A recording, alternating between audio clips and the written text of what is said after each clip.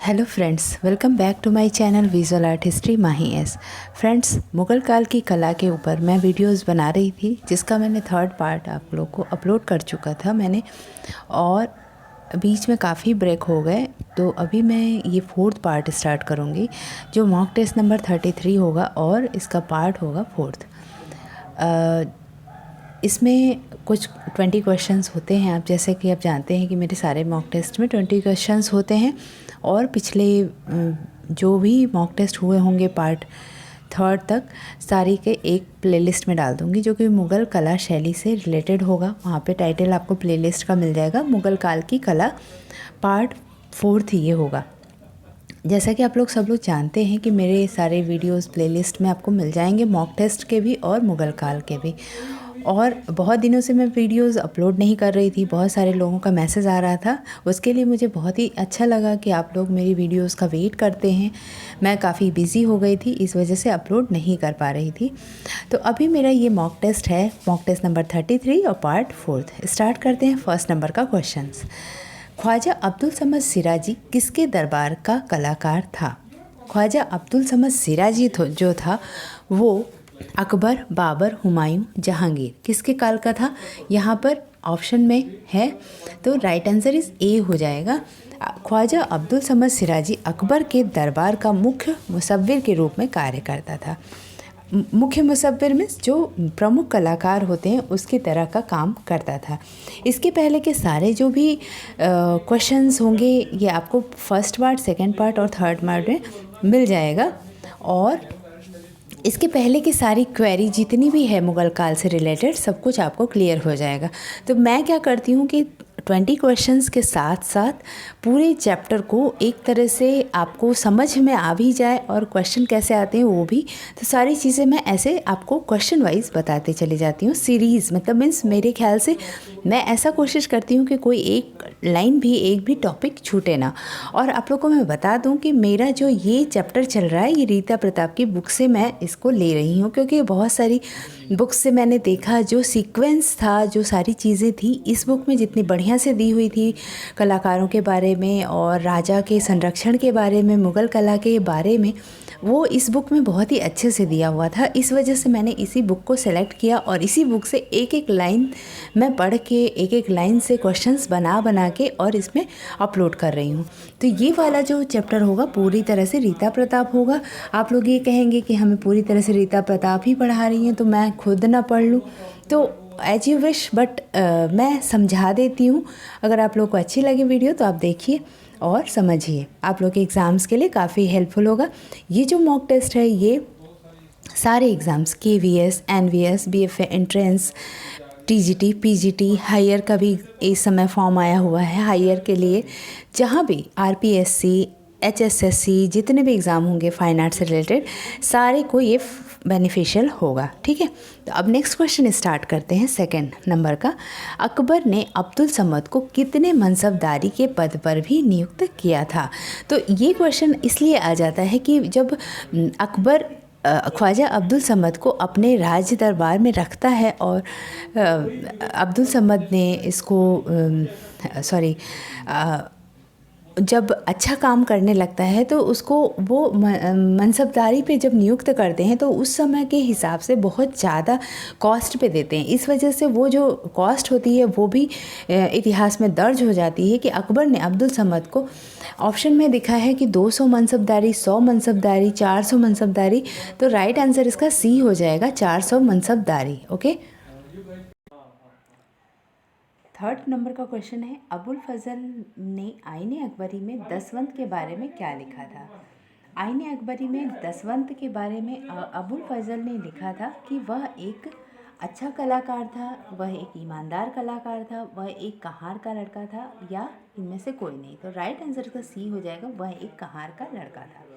दसवंत क्या था कि दसवंत जो था एक कहार का लड़का था, और वो दीवारों पर लिखाई का काम करता था, बेल बूटे और चित्र बनाने का काम करता था। लिखाई करने के दौरान उसे अकबर ने एक दिन देखा और उसकी कला प्रतिभा पर मुग्ध हो गए, और उन्होंने ख्वाजा अब्दुल समद की देख रेख में उसको अपने दरबार में ले आए और अभ्यास करने के लिए बोला।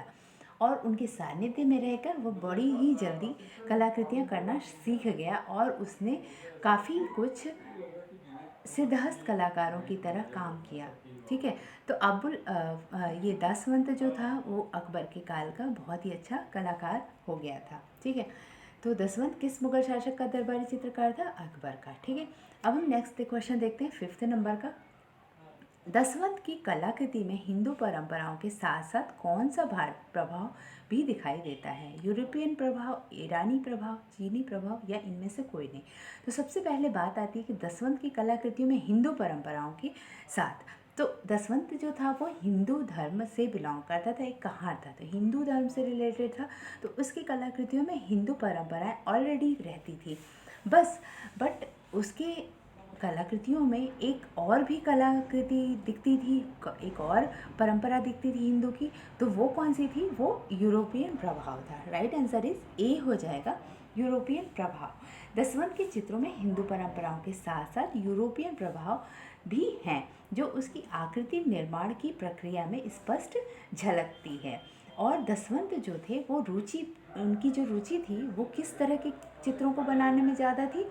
पौराणिक कथानकों को बनाते थे, और जो वो दैनिक जीवन के आधार पर बनाए गए काल्पनिक दृश्य को भी वो दर्शाते थे। और उन्होंने अग्रभूमि में प्रदर्शित आकृतियों में परिप्रेक्ष्य तथा दूरी का भी आभास दिखाया था। तो दसवंत जो था वो परिप्रेक्ष्य को इंग्लिश में पर्सपेक्टिव कहते हैं।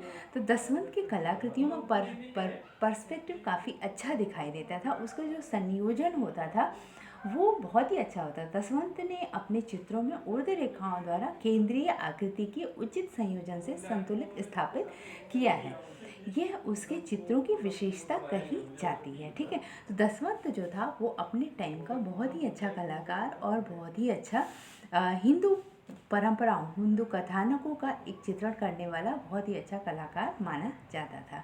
ठीक है, दसवंत जो था वो उसने राजमनामा में भी अनेक चित्रों बनाए, हैजमा चित्रावली, तैमूरनामा के एक चित्र में उसने वहाँ पर अनुकृति भी किया था।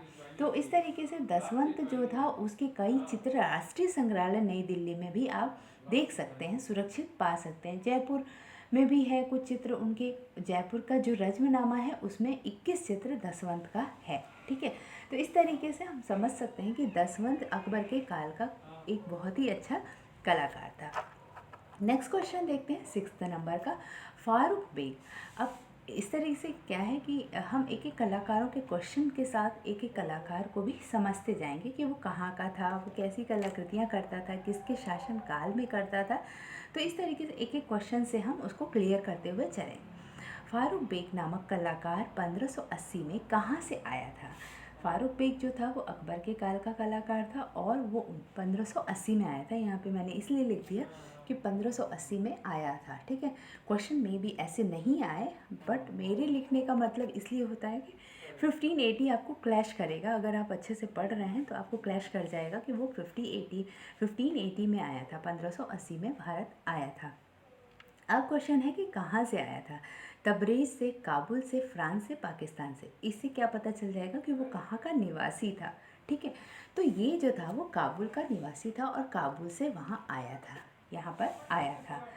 जो इनके चित्रों पर किसका प्रभाव माना जाता है? मध्य एशियाई प्रभाव पाया जाता है, और उन्होंने अपनी एक निजी शैली का विकास कर लिया और वो दक्षिण की कला से भी प्रभावित हुए थे। दक्षिण की कला में पाश्चात्य शैली की कला, जैसे आप वेस्टर्न आर्टिस्टों की जो कलाकृतियाँ देखते हैं वो सारी कलाकृतियों से भी ये प्रभावित थे। ठीक है, नेक्स्ट क्वेश्चन, मीर सैयद अली के पिता क्या थे?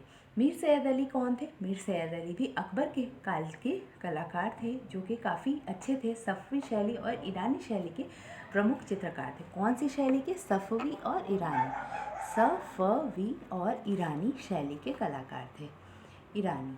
ओके, तो ये जो मीर सैयद अली थे ये भी अकबरकालीन कलाकार रहे हैं, बहुत ही अच्छे कलाकार थे। सफ़वी शैली, ईरानी शैली में अपना कलाकृतियाँ करते थे। और अकबर के दरबारी इतिहासकार अबुल फजल के अनुसार कहा जाता है कि सुल्तानिया के शाह के दरबार के प्रधान चित्रकार थे। इनके पिता जो थे वो एक दरबारी चित्रकार थे। राइट आंसर इसका सी हो जाएगा। उनके पिता क्या थे? चित्रकार थे, और वो भी कहाँ के?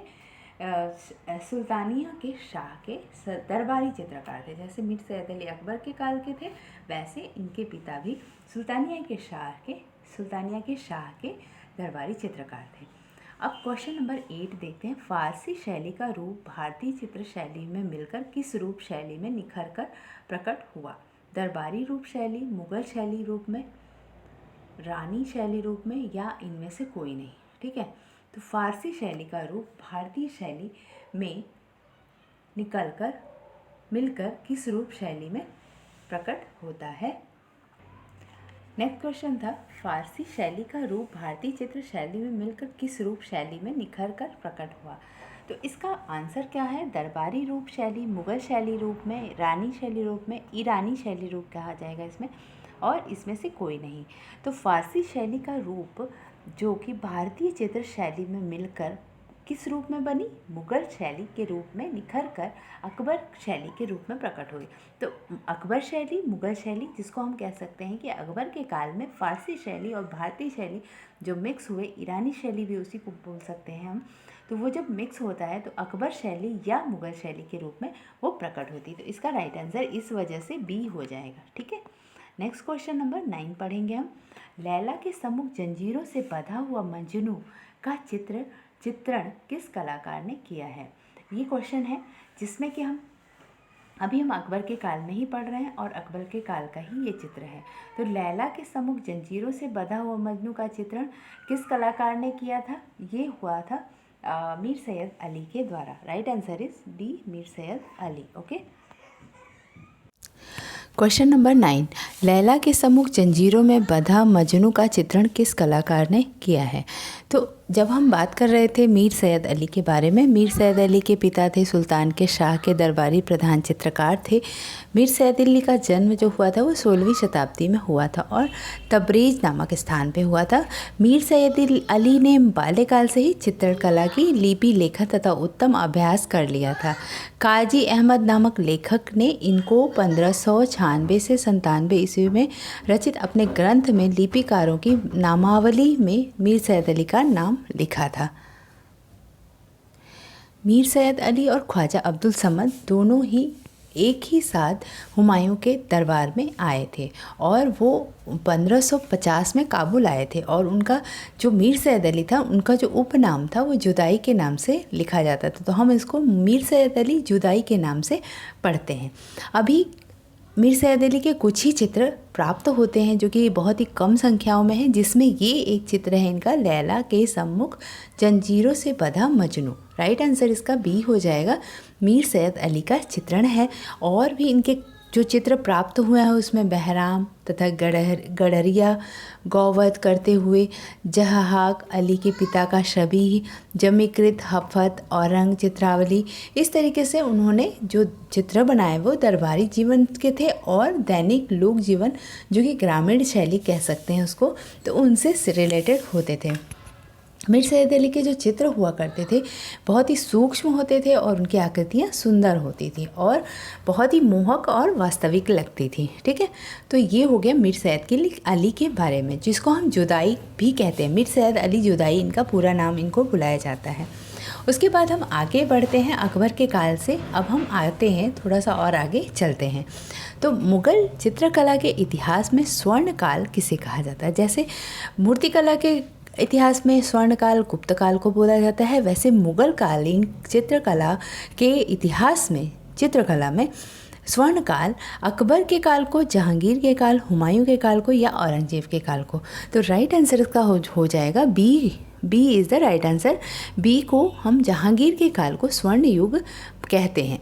अब हुआ क्या था कि जब बाबर, हुमायूं, अकबर, जब बाबर हुमायूं ने तो मुग़ल की स्थापना की थी, मुग़ल लेकिन अकबर ने मुग़ल कला की स्टार्ट किया था, और उसके बाद जब परिपक्वता पे आई, जब बहुत सारे कलाकार अकबर ने संरक्षण कर लिए थे और बहुत सारे ट्रेंड कलाकार हो गए थे, तो जो असली स्वर्ण काल था मुग़ल काल का, वो जहांगीर के काल का हुआ था। तो इसी वजह से जहांगीर के काल में क्या हुआ था कि अकबर ने मुग़ल चित्रकला का बीजारोपण किया, और जहांगीर के काल में ये पूर्ण यौवन प्राप्त थी और उसको एक मीन्स उसका डेवलपमेंट अच्छा होने लगा। तो ये क्या हुआ कि जब जहांगीर का काल आया तो वो स्वर्ण युग के बारे में जाना जाता है। ठीक है, नेक्स्ट क्वेश्चन देखते हैं 11th नंबर का। उस्ताद मंसूर को किसने सैकड़ों प्रकार के पुष्पों को चित्रित करने का आदेश दिया? जहांगीर जो था वो एक कला का पारखी था, बहुत ही ज़्यादा कला को उसने संरक्षण दिया। वो एक चित्रकार भी था, खुद भी चित्रकार था, और सर्वगुण संपन्न उच्च कोटि का एक वो स्वयं ही एक उच्च कोटि का कला पारखी था, उदार था, प्रेमी था, कला प्रेमी था, लेखक भी था और एक न्यायप्रिय शासक भी था, और वो प्रकृति सौंदर्य को बहुत ही पसंद करता था। तो इस वजह से उसके जो कलाकारों के श्रेणी में उस्ताद मंसूर जो था वो चित्रों, पक्षी चित्रों और पुष्प चित्रों का बहुत ही एक उस्ताद था, मीन्स उसको मास्टर कह सकते हैं पुष्प और पक्षी चित्रों के लिए। तो अकबर ने जहांगीर ने उसको सैकड़ों पुष्पों को बनाने का आदेश दिया था। तो उस्ताद मंसूर ने मुग़ल काल में, जहांगीर के काल में बहुत सारे पुष्प चित्रण का काम किया था। ठीक है, नेक्स्ट क्वेश्चन देखते हैं। जहांगीरनामा की पहली प्रति शाहजहां को इसने अपने लेखों सहित भेंट की थी। अब किसने की बात यहाँ पे क्वेश्चन क्या है कि इसने, किसने की थी? राइट आंसर इसका क्या है? क्वेश्चन पहले आंसर पढ़ते हैं। अकबर ने, जहांगीर ने, बाबर ने या हुमायूं ने? तो इसमें है कि जहांगीरनामा की पहली प्रति जहांगीर के सिंहासन ग्रहण करने के 14वें वर्ष में बनकर तैयार हुई, और इसकी पहली प्रति शाहजहां को जहांगीर ने दी थी। तो राइट आंसर इसका हो जाएगा बी, जहांगीर ने दी थी, और अपने लेखों के सहित उसको भेंट किया था। इससे क्या होता था कि जब उसमें कुछ जहांगीरनामा जो थी वो अपने पूर्वजों को और अपने शासनकाल की चीज़ों को, और उसमें जो जहांगीर के सिंहासनारोहण के 14 वर्ष लग गए थे, उसके बाद वो अपने शासनकाल के दौरान की जो भी चीज़ें थी उसको उसमें उसने उपलब्ध कराया और लेख लिखवाए और चित्रित भी करवाए, और उसके बाद उसने शाहजहां को उसको दे दिया। ठीक है, नेक्स्ट क्वेश्चन। किसने कहा है कि एक बार मैं जहांगीर के दरबार में गया और जहां उसने जहांगीर को देने के लिए पाश्चात्य चित्र दिखाए, जिसमें से एक चित्र जहांगीर को बहुत पसंद आया और उन्होंने उसे एक रात ले लिया, और दूसरे दिन सम्राट जहांगीर ने उसके सम्मुख उस चित्र के 5-6 प्रतियां प्रस्तुत कर दी और कहा कि आप चित्र छांट लीजिए। प्रतिकृति इतनी समान थी कि उनको यह पहचानना कठिन हो गया था कि उनमें से कौन सी उनकी मूल तस्वीर है। ये बात किसने कही है? अब इस वाले क्वेश्चन से हम ये चीज़ समझ सकते हैं कि पाश्चात्य शैली का इनकी शैली पर प्रभाव कैसे पड़ा। सर टॉमस रो इसका राइट आंसर हो जाएगा। राय कृष्णदास कुमारस्वामी नहीं होंगे। सर टॉमस रो ने कहा था ये वाली बात। तो सर टॉमस रो इनके शासनकाल में, जहांगीर के शासनकाल में आए थे।